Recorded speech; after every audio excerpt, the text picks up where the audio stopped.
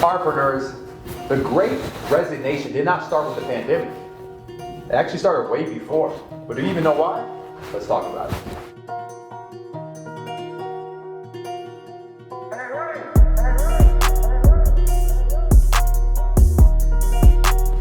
Welcome back, Preneurs. Today's conversation I like a lot. Let me tell you why. It's because a lot of people think the whole great resignation is literally because of the pandemic. But in my opinion, all right, it started way before.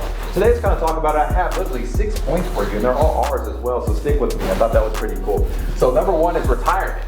And a lot of people say, well, retirement. Well, that all started right now because of the pandemic.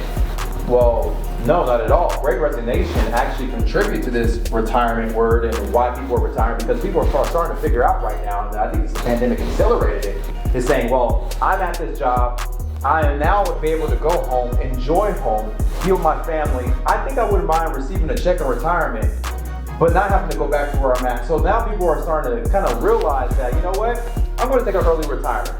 Maybe, you know what, I don't really enjoy what I thought I really did enjoy.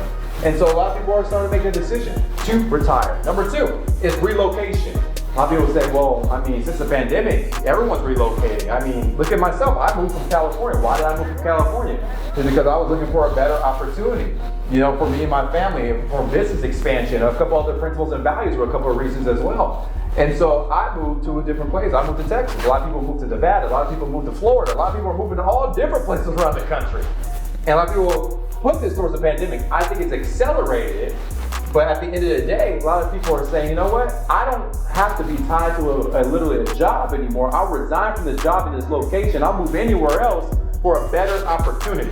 And that's what people are looking for right now, is a better opportunity. So people are resigning because they're looking for a better opportunity to relocate to. And I'm seeing that a lot. Maybe you're seeing this as well. That brings us to number three, which is reconsideration. What's reconsideration? It's saying, do I actually like what I'm doing? Do I feel I was called to be able to do what I'm doing right now? Do I like my responsibilities? Do I like the department I'm in? Do I like the people I'm around? And they're reconsidering what they're actually doing every day. Why are you waking up every day and driving somewhere, being stressed out, driving there, and you know what? You're trying to beat everybody, right? Rusty, just get in there just on time. And you don't even like where you're at. It's creating ulcers each and every day. You have to create acronyms like, you know what, thank God it's Friday. Or you know what, hump day, which is on a Wednesday. Those are different things that are created, and people are reconsidering using those acronyms anymore. They're saying, you know what, I want more. And they're saying, I don't know if I really want to be in the positions I'm at anymore. And they're reconsidering again their whole situation.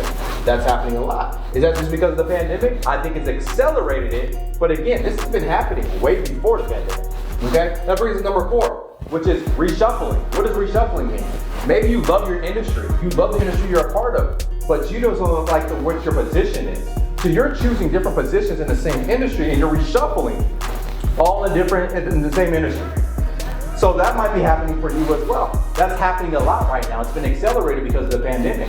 A lot of people are changing positions in that industry. That brings us to number five, which is reluctance. And this definitely was accelerated why because of the pandemic. And let me tell you why.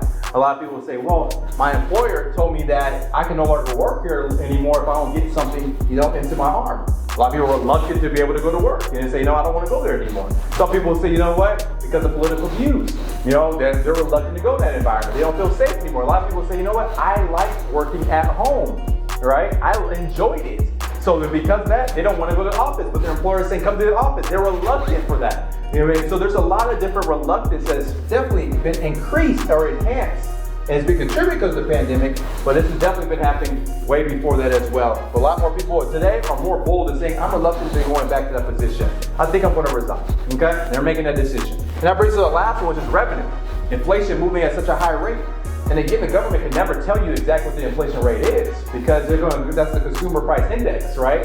And that's a whole other conversation for another time. But if you really look at what's going on right now, they might say 7%, but it's really at 15, 20, and they're really not going to tell you the real specific number. You got to look at what's inflated, what the price of milk was 6 months and what it is today. That's real inflation rate. What was gas a year ago to today? That's real inflation, right? So then you got to look at that and say, man, am I making enough revenue?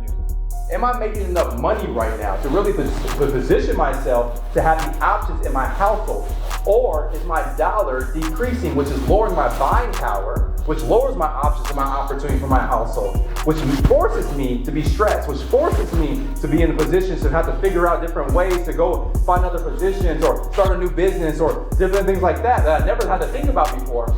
But the cool thing about all these situations, it purposely creates you to be what? More creative. It purposely has to make you sit down and say, what am I really called to do? Why was I created? What do I really want to be doing with my time for the rest of the time that I have here on this earth?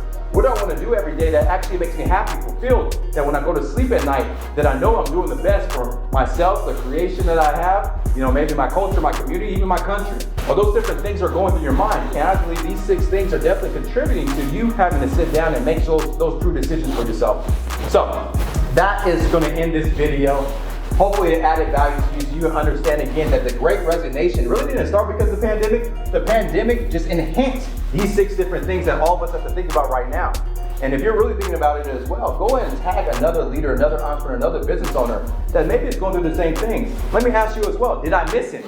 If I miss any, I would love to hear from you. I'd love to hear your comments. Do you even agree with anything I said? Maybe you say, you know what, Curtis? No, the pandemic did start all this. This is the reason why we started doing all this. Maybe you say, no, Great Resignation didn't start with this. Maybe you agree with me. Maybe you don't. I would love to hear from you. And make sure, again, you're increasing 1% daily. Why? Because we believe that we can help you increase your profit, your passion, and your purpose together. So we'll see you guys next week.